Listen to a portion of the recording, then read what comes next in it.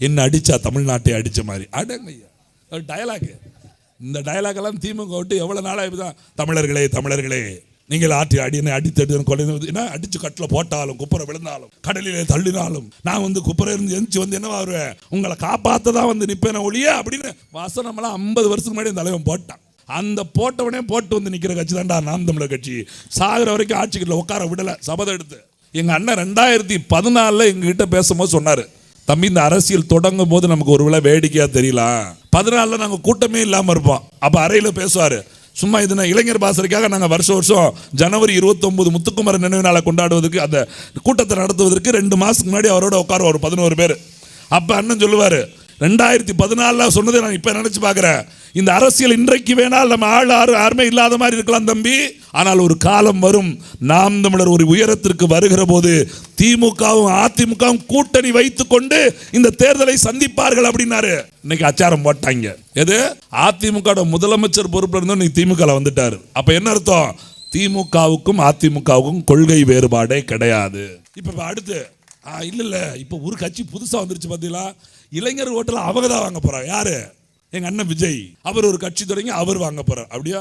இப்ப நீங்க ஒண்ணு இல்ல, இந்த விஜய் கூட வர்றவங்கலாம் போய் கூட போறவங்க போய் கேளுங்க, போன தடவை யாருக்குடா ஓட்டு போட்டேன்னு கேளுங்க, நாம் தமிழர்ங்கிற வார்த்தையே வாயில வராது. எங்க யாரெல்லாம் காசு வாங்கிட்டு ஓட்டு போட்டாங்களோ அவங்க தான் இப்ப விஜய் பக்கம் திரும்பிக்கிட்டே இருக்காங்க. ஒரு மாற்று அரசியல்னு அவர் ஒரு அரசியலை கொண்டு வர, மாற்று அரசியல் என்னைக்காவது பேசுறாரா விஜய் அவர்கள்? மாற்று அரசியல் பேசுறாரா? யோசிச்சு பாருங்க. இன்னைக்கு வரைக்கும் 2 வருஷம் முடிய போகுது, தேர்தலை சந்திக்க போறாரு. அடேங்கப்பா, புதுசா வர்ற போது அவர் என்ன சொன்னாரு? யார் வேணாலும் எங்கூட கூட்டணி வரலாம், யார் வேணாலும் கூட்டணி. அப்புறம் என்ன கொள்கை இருக்குது? உன்னோட கொள்கை என்ன? திமுக அதிமுகவை வீழ்த்துவதான் என் கொள்கை அப்படின்னா உன்னோட ஜனநாயக ரீதியாக உன் கொள்கை என்ன? பேசலையே. அதுல 2 பேர் பாருங்க, இந்த தொலைக்காட்சியில் பேசுவான், பார்த்துருப்பீங்க, ராஜ்மோகன் ஒருத்தர். 2 பேரும் உட்காந்து பேசுறாங்க. ஒரு வாரத்தில் அவர் வரப்போறாராம். ஒண்ணு அவரா? இல்ல இவரும் வராராம். இவருமா? அவரை கூட்டிக்கிட்டு வராராம். ஓ, அவர் கூடவே வராரா? இவரும் கூட வராராம். எவரா வராரு அப்படின்னா ஒருத்தர் வரல.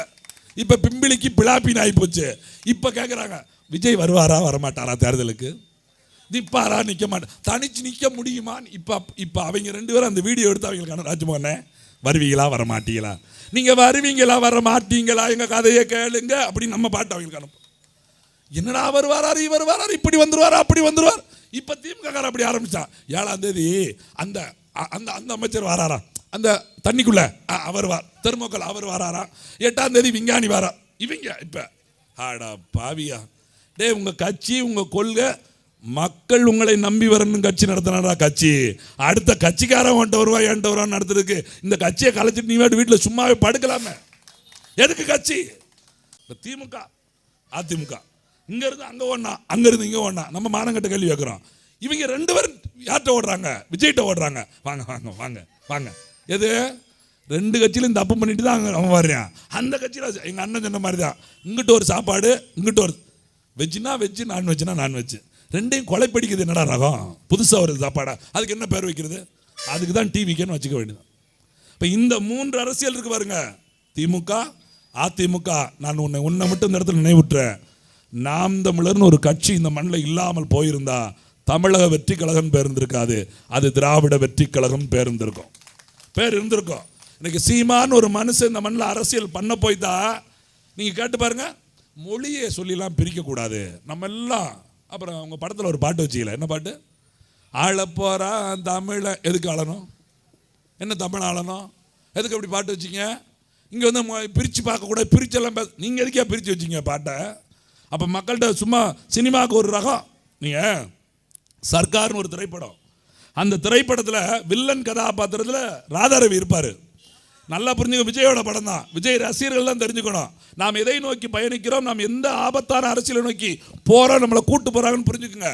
விஜய் படத்தில் அந்த வில்லன் கதாபாத்திரம் சொல்லும், 50 வருஷமாக அந்த தலைவரோட மூஞ்சியை கொண்டு போய் சேர்க்குறோம். யாரை? கருணாநிதியை சொல்லுவாங்க படத்தில் இன்டைரக்டா. வில்லன் அப்படின்னு சொல்லி திமுக சொல்கிறாங்களா, தீய சக்தி இல்லையா, அதை சொல்கிறாங்க. 50 வருஷமாக மூஞ்சியை காட்டி காட்டி காட்டி இந்த மூஞ்சி தானே எங்கள் பிராண்டு, இந்த தலைவரோட மூஞ்சிக்கு தாண்டா ஓட்டு அப்படின்னு இருப்பாங்க. அதை உடச்சி நொறுக்கி விஜய் ஜெயிச்சிருவார். இப்போ விஜய் சொல்கிறாரு, மதுரையில் நின்றுக்கிட்டு, மதுரை தெற்கு விஜய், மதுரை வடக்கு விஜய், உசிலம்பட்டி விஜய், ஆண்டிப்பட்டி விஜய், மதுரை மேற்கு விஜய், மதுரை கிழக்கு விஜய். மதுரை தான் விஜய், விஜய் தான் தமிழ்நாடு, தமிழ்நாடு தான் விஜய். இந்த மூஞ்சியை உடைக்கிறது தானே எங்கள் வேலையாக இருக்கணும். நீங்கள் தானே சொல்லி கொடுத்தீங்க படத்தில் 200 ரூபா கொடுத்து வந்து படமாக்க வந்தா இந்த மூஞ்சின்னு சொல்லக்கூடாதா மூதேவி, அங்கே கண்டென்ட் தானே வேணும், கொள்கை வேணும், கோட்பாடு வேணும் அப்படின்னு நீங்கள் தானே சொன்னீங்க. உங்கள் திரைப்படத்தில் தானே அப்படி ஒரு வசனம் வச்சிங்க. இப்போ நீங்களே வந்துட்டு எதுவுமே தேவையில்லை, விஜய் தான் பேசணும் பேசணும் பேசணும் பேசட்டும்.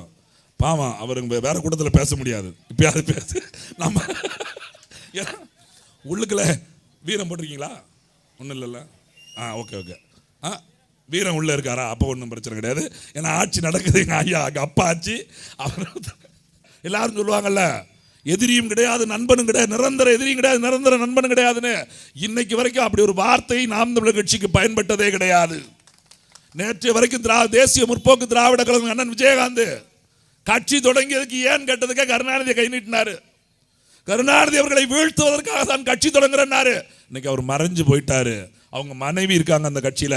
அவரோட நோக்கம் தானே அவங்களுக்கு இருக்கணும். அவங்க எங்க போய் நிக்கிறாங்க இன்னைக்கு? என் தம்பியை எம்பி ஆக்கிறதா ஒரே கனவுன்னு சொல்லிட்டு யாரை எதிர்த்து அவர் கணவர் கட்சி தொடங்கினாரோ அதே கருணாநிதியின் மகனிடத்தில் சரணடைந்து நிற்கிறார். அது கூட பிரச்சனை இல்லைங்க. அவரை கூட நான் ஒத்துக்குருவேங்க. 2 எம்எல்ஏ வந்தா, 2 எம்பி வந்தா, 2 கட்சி வந்துச்சு போச்சுன்னு. ஒரு முன்னாள் முதலமைச்சர் போய் சேர்ந்திருக்காரு பாருங்க அந்த கட்சியில. அட மானங்கட்ட பயல்களா, இதுக்கு நீங்க அரசியலை விட்டு ஓய்வு எடுத்துட்டு போயிருக்காமடா. அப்படி என்ன அரிப்படுத்த அலையிறீங்க நீங்க ஆட்சியில் இருக்கிறதுக்கு, அதிகாரத்தில் இருக்கிறதுக்கு? நான் கேட்கிறேன், அடுத்த கூட்டம் இங்க நடக்கு, முதலமைச்சர் வாராரு, ஓபிஎஸ் வாராரு, அந்த கட்சியில ஏதாவது சொல்ல முடியுமா? நெஞ்சில கை வச்சு இந்நாள் முதலமைச்சரும் முன்னாள் முதலமைச்சரும் வந்து கொண்டிருக்கிறார்கள் இந்த கூட்டத்திற்கு அப்படின்னு சொல்ல முடியுமா? 3 முறை இந்த மண்ணில் முதலமைச்சராக இருந்தவர் ஓபிஎஸ். 3 முறை முதலமைச்சர். உங்க கட்சிகள் 1000 பிரச்சனைனா வீட்டுக்கு போ. எந்த கட்சியை எதிர்த்து முதலமைச்சராக இருந்த? திராவிட முன்னேற்ற கழகம் என்ற கட்சியை ஒழிப்பதற்காகவே தொடங்கப்பட்ட அண்ணா திராவிட முன்னேற்ற கழகத்தில் 3 முறை இந்த மண்ணில் முதலமைச்சராக உட்கார்ந்துட்டு சொந்த கட்சியில விளக்கமாத்த கொண்டு அடிச்சு பத்திட்டாங்கன்னு சொல்லிட்டு அதே திமுக வந்து இன்னைக்கு உட்கார்ந்துருக்காரு. நீங்க யோசிச்சு பாருங்களேன். இன்னைக்கு திமுக உங்க தொகுதி எம்எல்ஏ யாரு?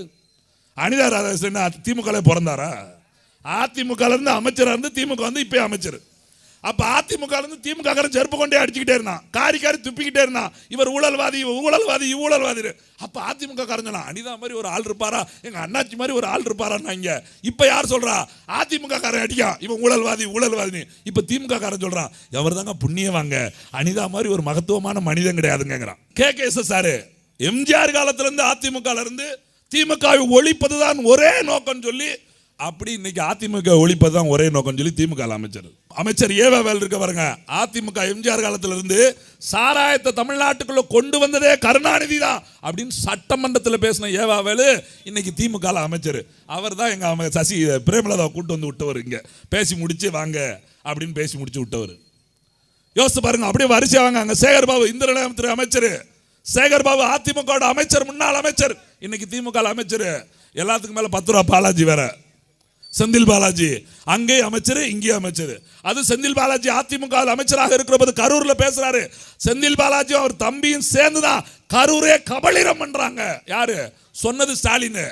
இப்ப திருப்பி கூட்டு வந்து விட்டோன்னே செந்தில் பாலாஜி மாதிரி ஒரு நல்ல மனுஷன் எங்கேயுமே கிடையாது பாருங்க. கரூரை மட்டும் இல்ல கோயம்புத்தூரையும் கட்டி காக்காரு அப்படிங்காரு ஸ்டாலின். உண்மையிலே திமுக காரன் பரம்பரை செத்துருங்க. ஏன்னா உங்க கடைசி வரைக்கும் உங்க கட்சியில ஒரு பொறுப்பு உங்களுக்கு தரமாட்டான். அதிமுக வர்றவனுக்கா தூக்கி கொடுத்துட்டு உங்களுக்கு அல்வாதான், வேற ஒண்ணுமே தரமாட்டான். எங்கெங்க நீங்க எல்லா ஊர்ல எடுத்து பாருங்க, அதிமுக வந்தவனா எம்எல்ஏ சீட்டு அமைச்சர் சீட்டு அப்படிதான் முடிஞ்சு போச்சு உங்களுக்கு. நீங்க கடைசி வரைக்கும் நாங்க பரம்பரை திமுக ஓட்ட போட்டு நக்கிட்டே கடன் சொல்லி விட்டுருவாங்க, வேற ஒண்ணுமே தரமாட்டாங்க. நான் விளையாட்டுக்கு சொல்லல, எங்க திமுக அதிமுக கூட ஒண்ணும் கிடைக்காது. ஆனா அதிமுக திமுக நல்லா கிடைச்சிடும். இப்ப அடுத்து ஒரு அமைச்சர் ரெடி ஆயிட்டு இருக்காரு, முன்னாள் அமைச்சர் அடுத்து இங்க வருது. அப்ப என்னன்னா, ஒரு தேர்தல் வருகிற போது தேர்தலை எதிர்கொள்வது வெற்றி பெறுவதற்காக சீட்டு கிடைப்பதுக்கு எப்படியா ஜெயிக்கணும் அப்படிங்கிறதுக்காக எந்த கட்சி கொள்கையோடு முரண்பட்டு நின்றார்களோ அதே கட்சியோடு போய் சேர்றான்னா, நான் மறுபடி இதை ஏன் திருப்பி சொல்றேன்னா, திமுகவுக்கு அதிமுகவும் எந்த கொள்கை முரண்பாடும் கிடையாது. அது திமுக, இது அதிமுக. ஒரே ஒரு எழுத்து ஆ. எது? அண்ணா. 2 பேர்த்த இருக்க அண்ணா. உங்களுக்கு புரியுதா? இல்ல பேர்ல தான் இல்ல. திமுக அண்ணா பேர் கிடையாது, அதிமுக அண்ணா பேர் இருக்கு. ஆனா 2 பேர் மேடையில அண்ணா படம் இருக்கு. அப்ப அவங்களுக்கு கொள்கை வேறுபாடு கிடையாது. எப்படி?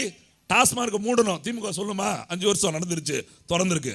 அதிமுக டாஸ்மார்க் மூடுமா? மூடாது. கொள்கை ஒண்ணுதான். மணல் திமுக ஆட்சியிலும் திருடுறான், அதிமுக ஆட்சியிலும் திருடுறான், கொள்கை ஒண்ணுதான்.